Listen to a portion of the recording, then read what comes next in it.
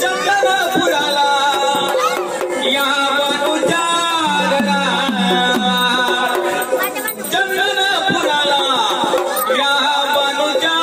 घराला, पाहून गोडे गालात हसवलं, पाहून